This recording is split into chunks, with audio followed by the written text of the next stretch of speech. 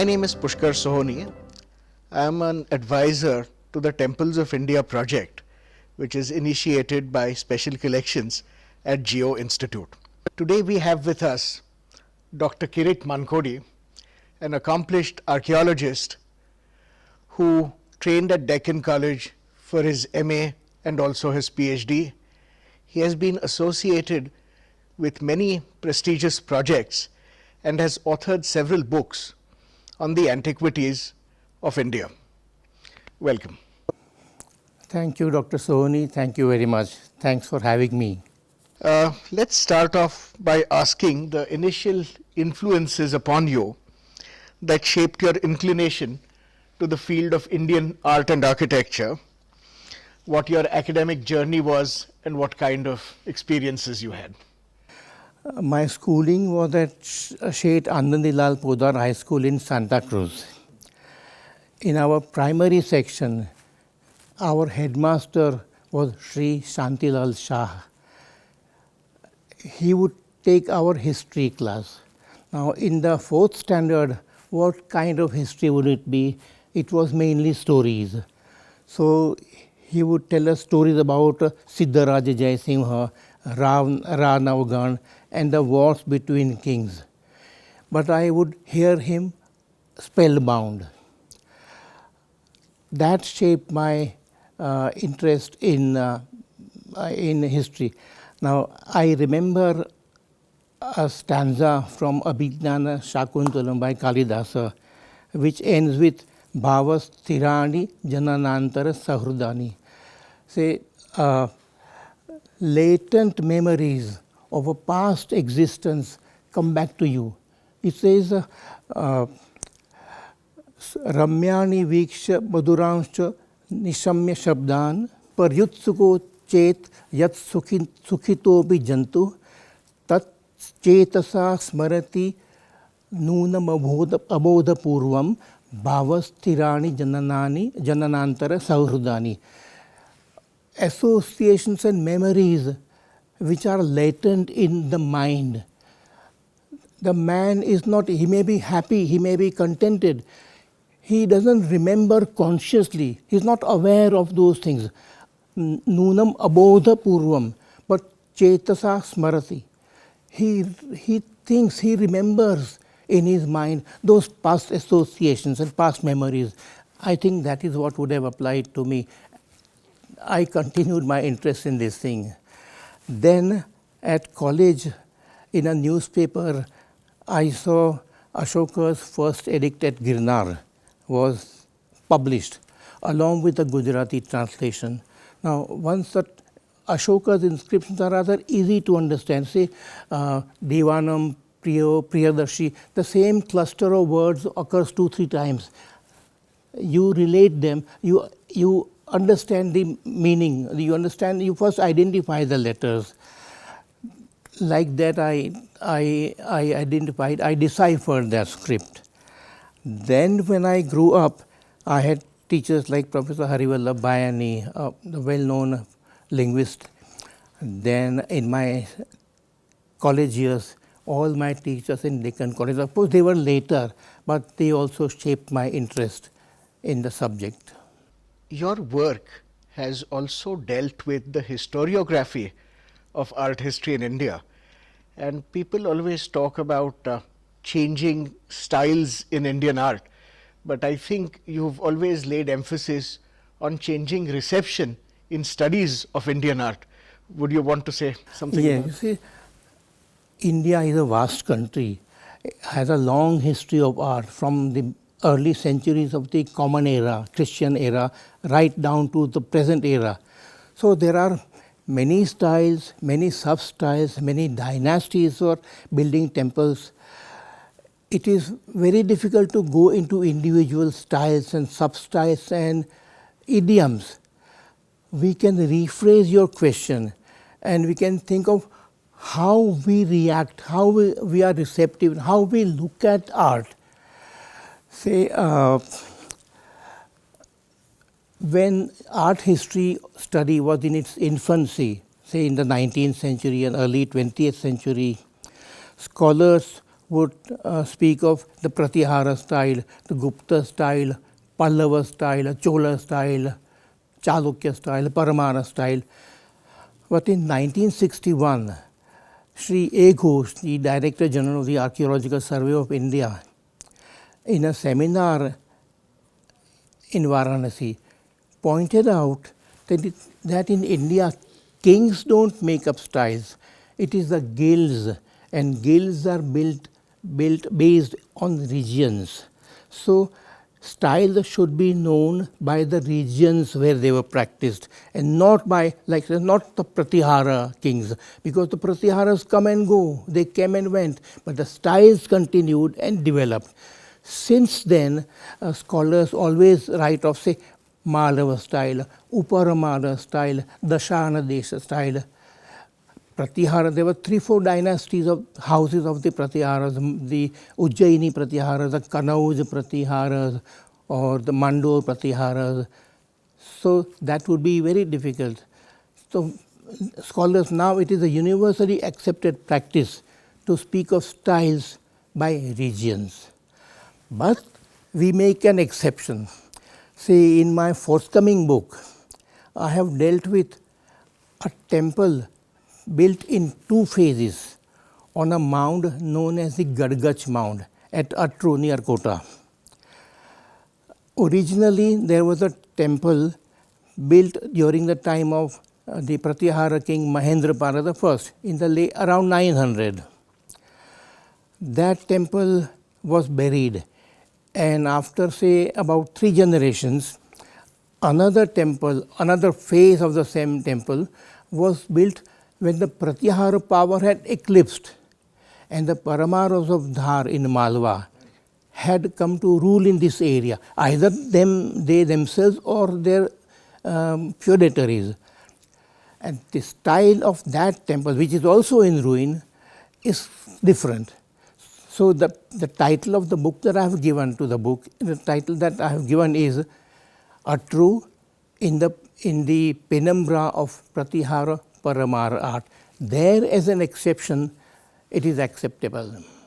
It is also acceptable for Mauryan art, because at the time of the Mauryas, there was only one style, only one source for the stone, and only one studio where columns, etc. were built and spread all over the Maurya Empire. For most other periods, we go by regions. Using the whole business of styles in temple architecture, one wonders whether historical styles are appropriate for building new temples. Should we be building like in the 9th century, 12th century, 15th century, 18th century, or should we really have a 21st century style for temple architecture? Say, styles naturally evolved. They are an organic phenomenon. So now, if you build a temple following the 9th century style of, say, Rajasthan, it would be a copy, it would be artificial. Let the temple develop, let the building develop. On the other hand, now, after the 19th century, there is no evolution, no? Everything is artificial. From, let's say, from the 1st or 2nd century of the Christian era, temples evolved naturally. They had the natural lifestyle, natural evolution in different regions. Thereafter, during the Islamic period, thousands of temples, mathas, monasteries, everything was destroyed. Then there was a renaissance in certain areas. The south and eastern India was more or less untouched. There, the style and temple architecture continued to develop. Now, it would be a difficult choice. Now, there are modern temples in Delhi, in Bhopal, built by modern donors, but they try to follow some early style. But it is not a natural evolution.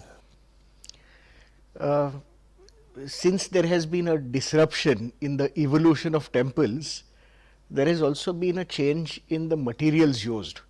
And we see a lot of temples now mimicking in cement, in Portland cement, forms that have evolved in stone. Would you think the materials used for building in these revival styles should necessarily be stone, or So you used a very apt word, mimicking. They are actually mimicking. Say, when there is a guild that is practicing its craft since a long time, there is what I call the will to form. Automatically, from father to son, or from guru to shishya, from sthapati or acharya to his disciple. In the abstract, the form is taking shape and evolving, and that is how we have a continuity of style right from the, say, Gupta age, because the earlier shrines are, there are very few remains, but we can trace a continuity because the whole thing is an organic thing. Now you choose a mold in any stone or any cement and build a temple. It is not a living thing. It is, as you said, mimicking an old form. You can say there are sculptors and image casters, and I have worked with them. There is near Tirupati, there is a small place called Alamela Mangapuram. There, many years ago, I had met a sthapati, a sculptor there. He had a diagram of a South Indian bronze. He was making copies of that, but he was trying to follow the Nataraja sculpture, how a Nataraja sculpture would have been made in the 10th century, but he was doing it in the 20th century, right? It was not a part of that style. Similarly, I have worked with metal image casters in Chamba. They have cast an image of Uma Maheshwara in the temple at Chamba. Uma Maheshwara, they have also cast the Shakti Devi temple at Chhatradi, which is of the late 7th or early 8th century. But he knows that he is copying it. There is no will to form, there is a will to copy. And that particular sculptor, image maker, himself admits that it is not original. He is only making a replica. He is not making an independent living work of art. Similarly, there is a very well-known sculptor in Bhubaneswar. He is also, I have seen his work. He also honestly says that he is making copies of old things. It may be very hard to identify, like say I have seen the Sun Temple's wheel, Konark Sun Temple wheel, very much alike, but it is not the living Konark Temple wheel. It is something made in the 20th or 21st century. Does that answer your question?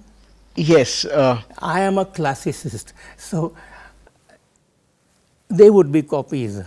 But those particular artists whom I know, they are honest enough to say that they are not the original creators. They are those creators of the 8th century or 14th century. They were the masters. We are only artisans. We are only copyists.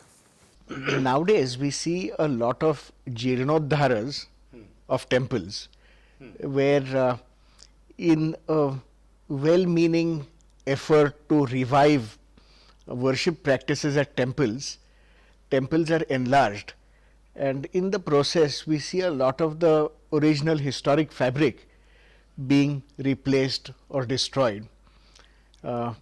What do you think? I mean, temples are living things, they have to expand, but how does one go about it if the historic fabric also has to be preserved? That reminds me of some recent messages that I received on the WhatsApp. There is someone who desires that, for example, the Martanda temple in Jammu, in southern Kashmir, should be restored and worship should be resumed there. Now, the Martand temple is almost 250 feet by 220 feet. All around there were 84 shrines. There were hundreds of sculptures built by Lalitaditya Muktapida. An Islamic sultan, notorious in the name, notorious, it was Sikandar Butshikan. He fanatically, he religiously, shall I say, had each and every sculpture demolished, disfigured, so that there is no single sculpture remaining there. I have been there, it's a vast size. Now, how can you restore that temple? Do you have artists who could do something that was done in the 8th century by the artists of Lalitaditya Muktapida? How can you start worship? Besides, any old temple, it can be restored following the manual of the Archaeological Survey of India. Sir John Marshall, in the Director General of Archaeological Survey of India in the early 20th century, he has prepared a manual of conservation that is very objective and very complete. It forbids making such changes. You cannot do it. In my case, to my mind, we should not do such a jirnoddhara. Now, there are demands, for example, that the Qutub Minar area, that complex also worship should be started, the Mehroli iron pillar, there also. Now, Qutub Minar, on the gateway, there is an inscription which says that 27 Hindu and Jain temples were destroyed, and with the material of that, this minar was built, and we can see those sculptures. How can we start worshipping at the site of the Mehroli pillar? So, I think recently there was also a seminar in Gujarat about the Modhera temple and other sun temples in Gujarat, that they should be renovated and worship should be started. I did not attend that seminar because temples are not so simple structures. Now, like the temple at Modhera, to my mind, it is not a sun temple. It is not a temple for the sun god alone, but it is one for a blend of the sun god and Shiva. And that I have described in my recent book.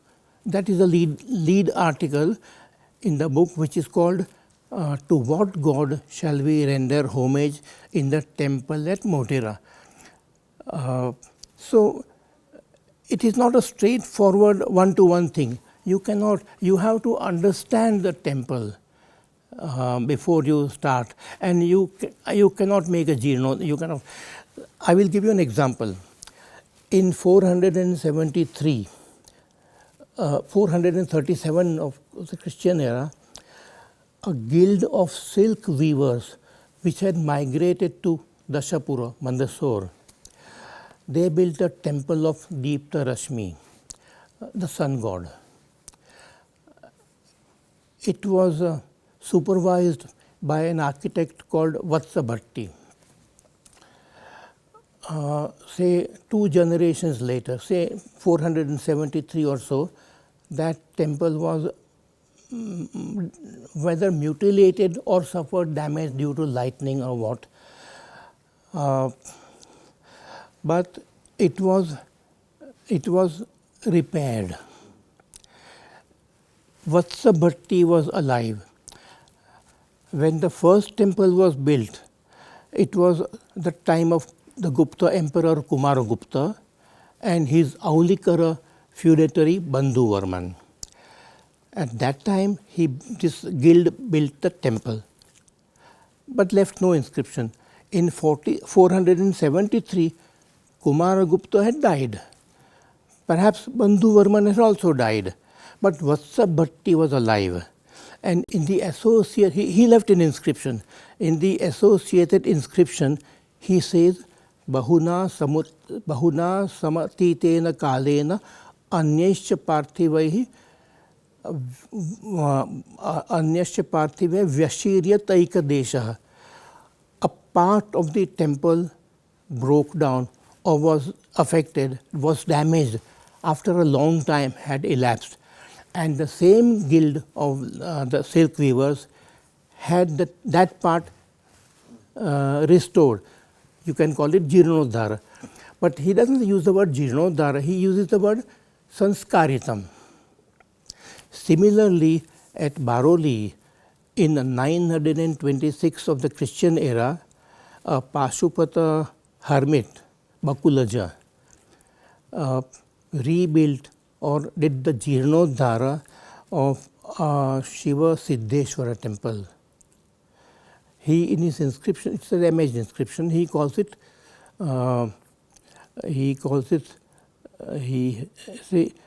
Kalat Prapta Parikshayam. And then he said he repaired it, but he doesn't use the word jirnoddhara. But we shouldn't blindly restore such temples, to my way of thinking.